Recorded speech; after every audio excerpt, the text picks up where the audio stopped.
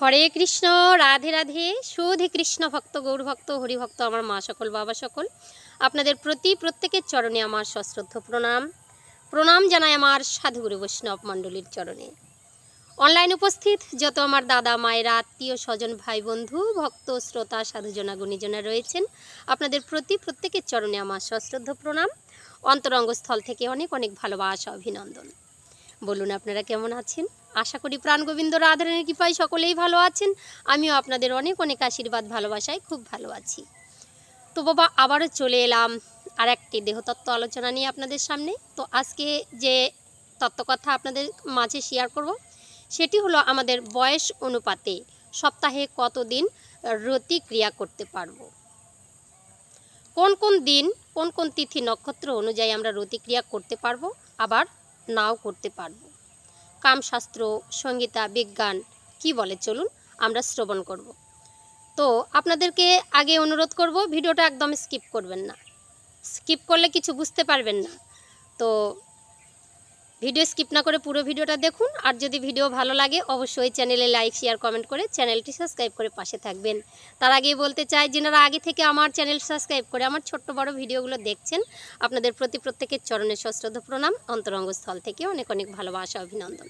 যারা আমার চ্যানেলে এসেছেন এখনও পর্যন্ত চ্যানেল সাবস্ক্রাইব করেননি, আপনাদের কাছে অনুরোধ থাকছে বন্ধুগণ, যদি ভিডিও দেখে ভালো লাগে অবশ্যই চ্যানেলে লাইক, শেয়ার, কমেন্ট করে চ্যানেলটি সাবস্ক্রাইব করে পাশে থাকবেন। কারণ এরকম দেহতত্ত্ব, কৃষ্ণলীলা, হরিকথা, নানা রকমের ভাগবত কথা শ্রবণ করবার জন্য আপনাদের চ্যানেলটি সাবস্ক্রাইব করে পাশে থাকলে খুব ভালো হবে।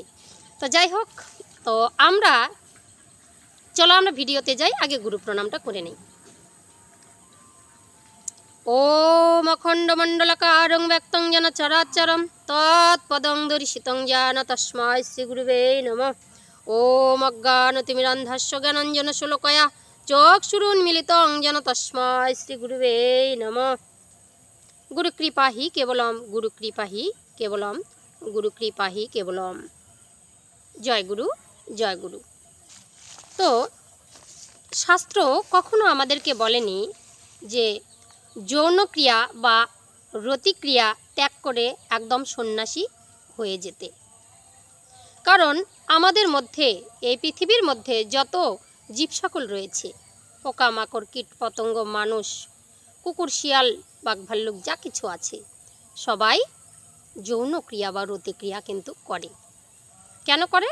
আমরা প্রকৃতির বশে বশীভূত। সৃষ্টির জন্য আমাদের প্রতিক্রিয়া করতে হয়। তো আমাদের এরই মধ্যে আছে ধর্ম, মোক্ষ, ধর্ম, অর্থ, কাম, মোক্ষ, এরই ভিতরে সব কিছু আছে, তাই না? তো এই ক্রিয়ার মধ্যেই আছে। কিন্তু আমাদের জীবনে কিন্তু 4টি ভাগেও ভাগ করা হয়েছিল। প্রথমে গার্হস্থ্য, বামপস্ত্র, ব্রহ্মচর্য, তারপরে সন্ন্যাস। যে এই যে এগুলোর মধ্যে কিন্তু আমরা যতই কিছু করি, গার্হস্থ্য জীবনটা কিন্তু আমাদেরকে পালন করতে হয়। তো শাস্ত্র, অনেক শাস্ত্রের মধ্যেই এগুলো আমরা বর্ণিত আছে যে আমরা যৌন ক্রিয়া বা রতিক্রিয়া করতে পারবো, কিন্তু মানুষকে নিয়মের মধ্যে থাকতে হবে। আমরা তো সনাতনী, আমাদের শাস্ত্রই আমাদেরকে পথ দেখায়। শাস্ত্র ছাড়া কিন্তু আমরা চলতে পারতাম না। আমাদের একটা শিডিউল আছে, আমাদের একটা নিয়ম আছে, আমাদের একটা ব্রহ্মচর্য আছে। সেটাকে নিয়ে যদি আমরা চলতে পারি তাহলে আমাদের জীবন কিন্তু সুখময় হয়ে উঠবে। আমরা সুসন্তানের পিতামাতা হতে পারবো। কিন্তু অসময়ে যদি রতিক্রিয়া করে ফেলি তাহলে আমাদের সন্তানরা রাক্ষসও হতে পারে। তো এ বিষয়ে কামশাস্ত্র, সংহিতা কি বলছে, বিজ্ঞান কি বলছে, চলুন আমরা আজকে আলোচনা করব। তার আগে আমি বলতে চাই যে আমরা শাস্ত্রে প্রমাণ পেয়েছি অসময়ে সঙ্গম করবার ফলে যে কশ্যপ মুনির স্ত্রী দিতিমাতা 2টি সন্তান, অসুর সন্তানের জন্ম দিয়েছিলেন। তো কশ্যপ মহামণি, তার বীর্য কিন্তু এতটা খারাপ ছিল না, তিনি তো মহামণি, তার বীর্যে অসুর সন্তান কেন জন্মগ্রহণ করল বিষয়টা জানুন। তো কিছুটা সময় বলেছি, সময়কাল, তিথি, নক্ষত্র আছে, সেই সময় যদি আমরা রতিক্রিয়া করে ফেলি তাহলে আমাদের সন্তান তেমনটাই হবে।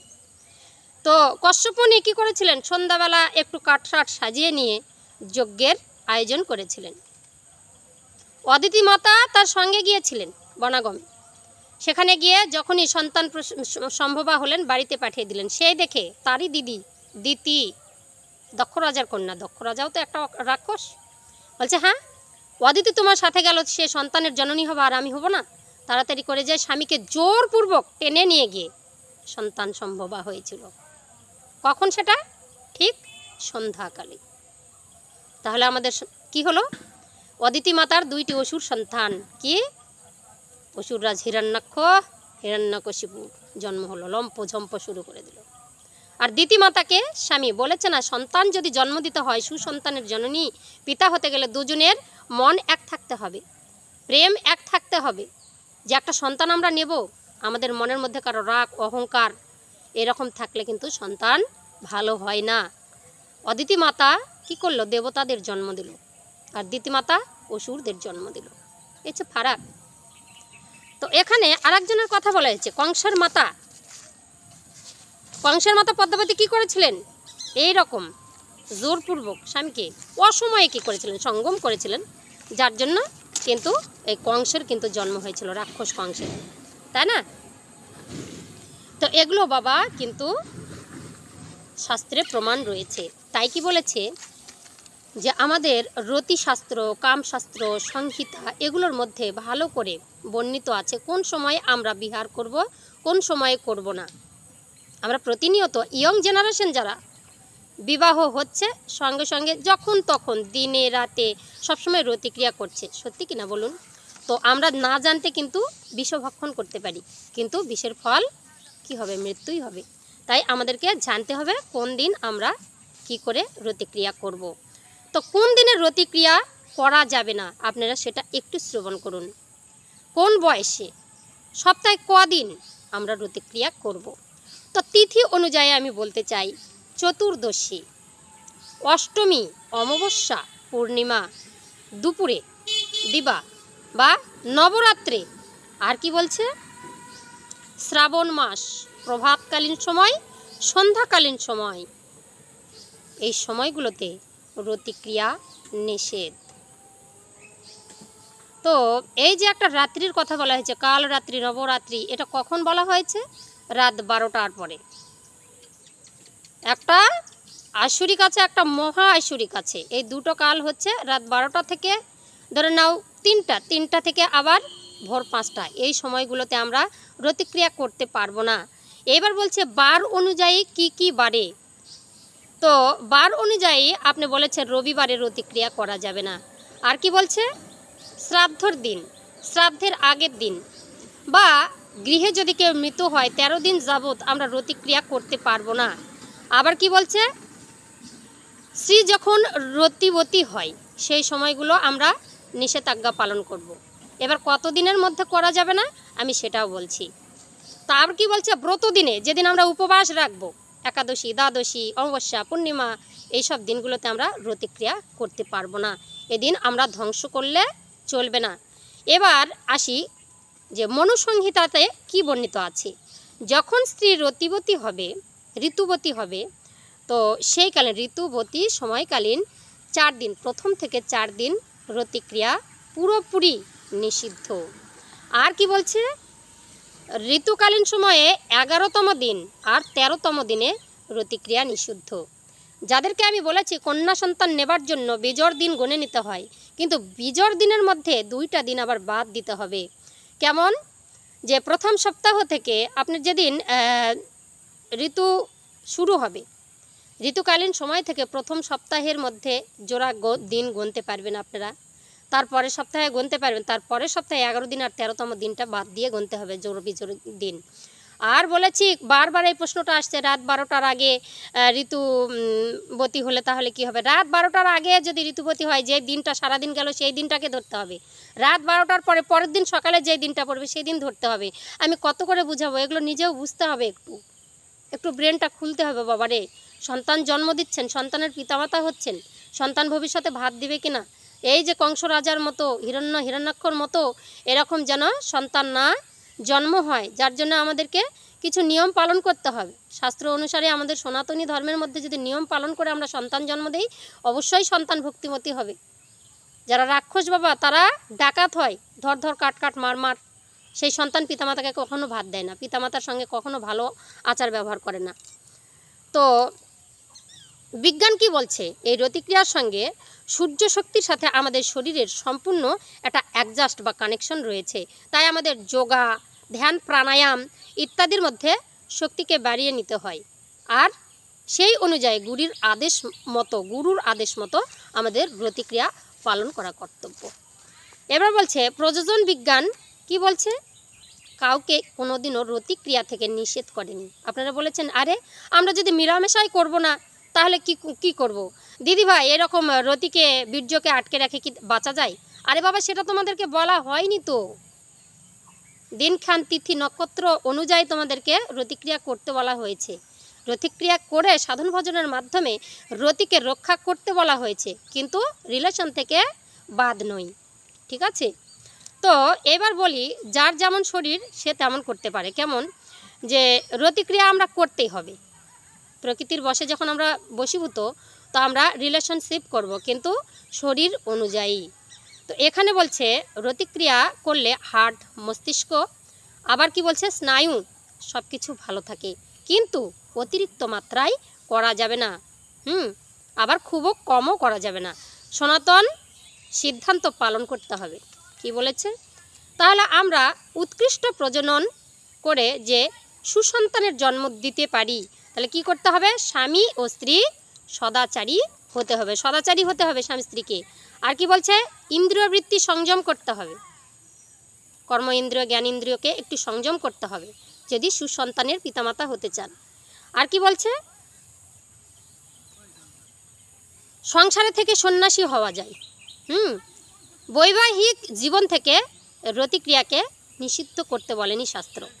তো জীবনদশা গ্রন্থে বলা আছে গৃহে থেকেই সন্ন্যাসী হতে পারবেন। কেমন করে, সাধন ভজনের মাধ্যম দিয়ে। ঠিক আছে, এই হচ্ছে কথা। এইবার আমরা কোন বয়সে কতবার রতিক্রিয়া করতে পারি, সপ্তাহে কদিন। তো এবার বলছে আমাদের রতিক্রিয়ার প্রথম যে মুহূর্ত, জনপ্রিয় মুহূর্তটা কখন করলে সুসন্তানের জন্ম দিতে পারবো, আমাদের শরীরের ক্ষতি হবে না। এটা বলছে রাত্রির প্রথম প্রহর থেকে, মানে 8টা বা 9টা থেকে রাত্রি 12টার পর্যন্ত সময়কালীন সময় হচ্ছে উপযুক্ত রতিক্রিয়ার সময় বলে শাস্ত্র নির্ণয় করেছে। এবার বলছে কিন্তু যেটা বলছে রাত 12টার পরে, যেটাকে আমরা কাল বা ঐশ্বর সময় বলি, মহা ঐশ্বর সময় বলি, সেই সময় আমরা রতিক্রিয়া করলে আমাদের সন্তান রাক্ষস বা অসুরের মতো কি ব্যবহার ধারণ করবে, সেই রকমই সন্তান জন্ম নেবে। আর তারপর ব্রহ্ম মুহূর্তে 3টার পরে করা যাবে না, সেটা মহা ঐশ্বরিক সময় বা ব্রহ্ম মুহূর্ত, এই সময়ে রতিক্রিয়া করা যাবে না, এটা সাধন ভোজনের টাইম। মাঝরাত্রিটা ওটা কাল সময়, এখানে ভূত প্রেরত দায় দেবতা নানা রকম রাক্ষস কক্ষসের দৃষ্টি পড়ে, সন্তান ভালো হতে পারে না। বিজ্ঞান বলছে রতিক্রিয়া সপ্তাহে কতদিন করা যাবে, কত বছর বয়সে। চলুন তাহলে শুনে নেই। যাদের বয়স 20 থেকে 30 বছর, বাবা ইয়ং জেনারেশনদেরকেও নিয়েছে বিজ্ঞান, তাদের ক্ষেত্রে 2 থেকে 3 বার 2 থেকে 3 বার সপ্তাহে, 2 থেকে 3 বার বা 2 থেকে 3 দিন। সবার ক্ষেত্রে সেটা নয়। যাদের শরীর ভালো সুস্থ তারা এক আধবার বেশিও করতে পারে, কিন্তু তার থেকে বেশি নয়। তো কিন্তু আপনার ইচ্ছা আপনি পালন করবেন কিনা। এবার বলছে 30 থেকে 40 বছর বয়সে সপ্তাহে 2 বার রতিক্রিয়া করা যাবে। পারফেক্ট। 30 থেকে 40 বছর সপ্তাহে 2 বার। বেশি উত্তেজনা ভালো নয়, না হলে সব কিছু ক্ষয়ক্ষতি হয়ে যাবে। আর বলছে 40 থেকে 50 বছর বয়সী পুরুষ ও মহিলার ক্ষেত্রে সপ্তাহে 1 বার রতিক্রিয়া করা যাবে। পুরুষ ও মহিলার ক্ষেত্রে কত, 40 থেকে 50 বছর বয়সী রতিক্রিয়া মাত্র 1 বার করা যাবে, সপ্তাহে 1 দিন। আর বলছে 50 থেকে 60, তাদের যদি বয়স হয় 50 থেকে 60 বছর, তাহলে সপ্তাহেও নয় 15 দিনে 1 বার বলেছে, 2 সপ্তাহে 1 বার রতিক্রিয়া করতে পারবে, এর বেশি করা যাবে না। এটা হচ্ছে সনাতনীদের শিডিউল। এই শিডিউলের বাইরে আমরা যেতে পারবো না। সুসন্তানের জননী যদি হতে চান, সুসন্তান যদি জন্ম দিতে চান, তাহলে আমাদেরকে মেনে চলতে হবে এই রতিক্রিয়ার শিডিউল। তিথি আমাদের কামশাস্ত্র মনুসংহিতা বলেছে আমরা সনাতনী আমাদের তিথি নক্ষত্র বার মাস সময় সব কিছু দেখে রতিক্রিয়া করতে বলেছে। আমরা একাদশী পালন করছি, দ্বাদশীর দিন গিয়ে রতিক্রিয়া করছি, একাদশীর দিন করে ফেলছি। আবার এদিকে আমাদের একটা নিয়ম সেবার মাস, সেটা হচ্ছে কার্তিক মাস। আবার আমার বৈশাখ মাসে আমাদের দানের মাস, সেই সময়ে আমরা করতে পারবো না। শ্রাবণ মাস একটা শিবের মাস। তো অনেকের ক্ষেত্রে তা নয়, যারা হয়তো বৈশাখ মাসে পালন করে না বা কার্তিক মাসে পালন করে না, তারা করতে পারে, কিন্তু শাস্ত্র সেটা বলেনি। শ্রাবণ মাসটা একদমই নিষেধ করেছে। শ্রাবণ মাসটা ভূত প্রেরত নিয়ে ভোলানাথ পৃথিবীর বুকে আসে। কেন? প্রকৃতি, নারী প্রকৃতির সৌন্দর্যের মধ্যে হারিয়ে যায় ভোলানাথ। বেশি বেশি কাম বাসনা জাগবে। শ্রাবণ ভাদ্র মাসটা অত্যন্ত খারাপ মাস, এর মধ্যে রতিক্রিয়া করলেও সন্তান ভালো হয় না। তো বাবা বলেছে যদি আমরা নিয়ম শাস্ত্র মেনে, তো আরও কিছু কথা আছে যে আমরা যখন রতিক্রিয়া করব, দিনের বেলা রতিক্রিয়া করা যাবে না, সন্ধ্যাবেলা রতিক্রিয়া করা যাবে না, রাত 12টার পরে করা যাবে না। এগুলো শাস্ত্র অনুযায়ী করতে হবে, না হলে কিন্তু আমাদের কিন্তু খারাপই হবে আমাদের সঙ্গে। বলেছে যখন রতিক্রিয়া করবেন তখন স্বামী স্ত্রীর উভয়েরই মন পজিটিভ এনার্জিতে যেন ভরা থাকে। তারা যদি কৃষ্ণ ভজন সাধুসঙ্গ বা হরিকথা শ্রবণ করে এসে রতিক্রিয়া শাস্ত্রের অনুযায়ী সময়ের মধ্যে যদি করতে পারে, সুসন্তানের পিতামাতা হতে পারে। যারা গুরুর আশ্রয় নিয়েছেন, গুরু আশ্রয় নিয়ে যদি সন্তান ধারণ করবার জন্য রতিক্রিয়া করতে পারেন, তাহলে প্রথমে গীতা ভাগবত পাঠ করে সারা রাত্রি জাগতে হবে। বাবা যেদিন রতিক্রিয়া করবেন ঘুমালে চলবে না, সারা রাত্রি জাগতে বলেছে। তাহলে সন্তান হবে ব্রেনি ও সুশিক্ষিত, আবার ভক্তিপূর্ণা। যারা রাক্ষস সন্তান জন্ম দেয় তাদের সন্তান রাক্ষসী হয়, তারা কাউকে ভালোবাসতে পারে না। নিজের পিতাকে বাবা কংসরাজ কী করেছিল? বন্দি করে দিয়েছিল কৃষ্ণ নাম করার অপরাধে, বন্দি করে দিয়েছিল। বলছে কোথায় নিয়ে যাচ্ছিস বাবা? তোমাকে বলেছিলাম না রাজ্যে রাজ্যে আমি ঢেরা পিটিয়েছি যে এখানে কৃষ্ণ নাম চলবে না, তুমি কৃষ্ণ নাম করছো, তার জন্য তোমাকে কারাগারে দেবো। বলছে বাবা বাবা তুই আমাকে কারাগারেই দে, কারণ সেখানে হলেও আমি শান্তিতে একটু নাম করতে পারবো, নির্জনে বসে একটু নাম করতে পারবো, এত অত্যাচার হবে না। তাহলে সন্তান কতটা ভয়ঙ্কর হয়েছিল। মাতা গয়াধু আর হিরণ্যকশিপুর, তো তাদের যে সঙ্গমের চোটে যখন সন্তানটা পেটে এলো, তো মাতা গয়াধু তখন কি করছিল? তাল অনুযায়ী নৃত্য করছিল, হরিনাম করে করে নৃত্য করছিল। আর হিরণ্যকশিপুরকে নৃত্য করতে বাধ্য, বলেছে আমার বন্ধু বান্ধবরা খেতে চেয়েছে, তোমাকে কালকে নৃত্য করতে হবে। বলছে আমি তো নাচ ভুলে গেছি। সে কিন্তু পাতালে যে হচ্ছে তোমার সেই হচ্ছে নাগবংশের কন্যা ছিল, তো তার নৃত্য শিল্পকলা খুব ভালো ছিল। তো রাক্ষসরা বলছে যে তুমি বিয়ে করে ফেললে হিরণ্যকশিপু, তো তোমার স্ত্রীকে একদিন নাচাও। সে তো রাক্ষস, সে আর সেটা ভাবতো না, সে তো সুরাপান করতো সবসময়।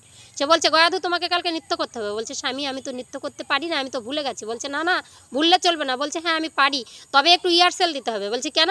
বলছে তুমি হাতের তালি দিবে আর আমি নাম করব। যখনই হরিবল হরিবল করে নেচে উঠেছে, তো হঠাৎ চমকে গেছে। বলছে কেন তুমি হরিবল করলে? হরি তো আমার শত্রু, পরম শত্রু। কেন? হিরণ্যককে হরি বধ করেছিল, তো আজীবনের শত্রুতার জন্য কি করলো? হিরণ্যকশিপুর ওই কীর্তন করতে করতে বলছে স্বামী তুমি আর আমি তো ঘরে আছি, তোমার বন্ধুরা অপমান হয়ে যাবে, তাহলে আমরা একটু যদি কীর্তন করে যদি একটু ইয়ে করতে পারি। তো এটা তো ঘরের ব্যাপার। দুই স্বামী স্ত্রী এরকম করতে করতে সঙ্গম করেছিল। বলছে কালকে থেকে আর তোমাকে নাচতে হবে না। এই হরিনামের মধু সুধায় এতই মধুর, যার কানের মধ্যে পড়ে অসুরও বাবা দ্বৈত অসুর, সেই দ্বৈত অদ্বৈতই পরিণত হয়। গয়াধুকে বাড়িতে রেখে হিরণ্যকশিপুর ওই যে হরির নাম শ্রবণ করেছে, চলে গেল একবার বাবা সেই হচ্ছে পর্বতে গিয়ে সেই পুরা সাধনা শুরু করে দিল। কি করলো? হেট মুন্ডু আর ঊর্ধ্বপদ করে সেই সাধনা শুরু করেছে। ইন্দ্ররাজ, স্বর্গের রাজা ইন্দ্র ভয়েতে কম্পিত হলো, আমার আসনটা বুঝি যাই, এত বড় সাধনা। ব্রহ্মা টলে গেল। ব্রহ্মা এসে বলছে হিরণ্যকশিপুর কি হলো এত সাধনা? বলছে প্রভু আমি অমরত্ব বর চাই। বলছে অমরত্ব তো হবে না, তা বাদে তুমি কি চাও?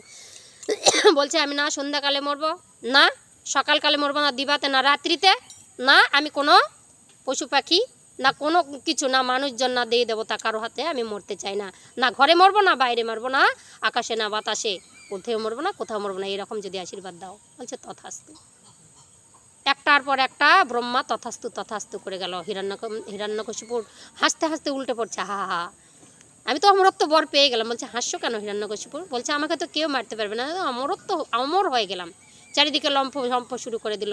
তার গর্ভের সন্তান যে গয়াধুর সন্তান প্রসবাকালীন অবস্থায়, সন্তান অন্তঃসত্ত্বাকালীন অবস্থায় ইন্দ্ররাজ টানতে টানতে নিয়ে গেল। বলছে না, রাক্ষসের ছেলে রাক্ষস হবে, এ যদি এত ক্ষতি করে হিরণ্যকশিপু তাহলে তার সন্তান কি হবে। টানতে টানতে নিয়ে গেল। বলছে তার পেটের সন্তানটাকে লাথি মেরে তাকে মেরে দিবে। গয়াধু রাস্তায় কান্না করতে করতে যাচ্ছে। চিলতাহানি হয়েছিল ইন্দ্ররাজের হাতে। প্রভু নারায়ণ কি করলো? নারদমণিকে পাঠালো, যাও নিয়ে আসো তুমি গয়াধুকে। পথে বাধা হয়ে দাঁড়ালো নারদমণি, নিয়ে আসলো তার নিজের আশ্রমে। হরিকথা নাম সংকীর্তন শ্রবণ করে পূজা পাঠ দিয়ে পূজার পুষ্প চয়ন করে চন্দন বেটে দিনটা কাটিয়ে দিল। আর প্রহ্লাদ কি করলো? মহামুনি নারদ আশীর্বাদ করলো, যতদিন তোমার স্বামী আসবে না ঘরে ততদিন তোমার সন্তান পেটেই থাকবে। থেকে গেল বাবা 12টা বছর। আর কি করলেন? তারপরে সন্তান জন্ম দিলেন, একদম ভক্তিপূর্ণ শিশু, হরিভক্ত কৃষ্ণ ভক্ত সন্তান। সবসময় ধুলাই গড়াগড়ি যায় কৃষ্ণ কথা বলতে বলতে। তারপর কি করলো? এই যে দেখো সৎসঙ্গে কত, তাই তো বলেছে যদি সাধুগুরুরা বলে যদি কৃষ্ণ কথা হরি কথা ভাগবত আস্বাদন করে সন্তান ধারণ করেন, অবশ্যই সন্তান আপনার ভক্তিপূর্ণ হবে, পিতামাতাকে ভাত দেবে ভবিষ্যতে। আর এই তিথি নক্ষত্রগুলো মেনে চলতে হবে সনাতনীদের, এটা কর্তব্য। না হলে আমরা এত জ্বালা যন্ত্রণা ভোগ করছি, একটা করে সন্তান তবুও ভাত দিচ্ছে না, কি অবস্থা।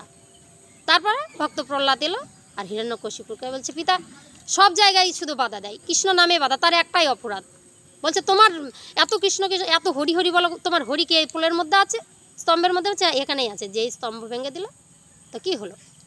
ভগবান নারায়ণ কি করলো? নরসিংহ রূপ ধরে মারলো। না পশু না কিছু, দিনেও মারলো না, রাতেও মারলো না, দুপুরেও মারলো না, কিছু করলো না। তো সন্ধ্যার আগে যে কালটা, সেই কাল সময়ে কি করলো? ঘরের দরজার চৌকাঠে বসে মারলো। তাই বলে চৌকাঠের মধ্যে নারীদের বসতে নাই, নারীদের চুল ছেড়ে দিয়ে কোথাও যেতে নাই, নারীদের সন্ধ্যাবেলায় এদিক ওদিক গমন করা নিষেধ। কিছু নিয়ম আছে বাবা, পালতে হবে। আমরা যেহেতু মেয়ে, আমাদের উপরই সংসার ডিপেন্ড করে, পুরুষের জীবন এই নারীরই হাতে। তাই এই দিনগুলোতে পুরুষদের কখনো বাধ্য করবেন না। তো সবাই সুস্থ থাকুন, ভালো থাকুন। আবারও পরের ভিডিও নিয়ে আসবো। এরকম ভিডিও পেতে চ্যানেলটি সাবস্ক্রাইব করে পাশে থাকবেন। জয় শ্রীকৃষ্ণ, রাধে রাধে।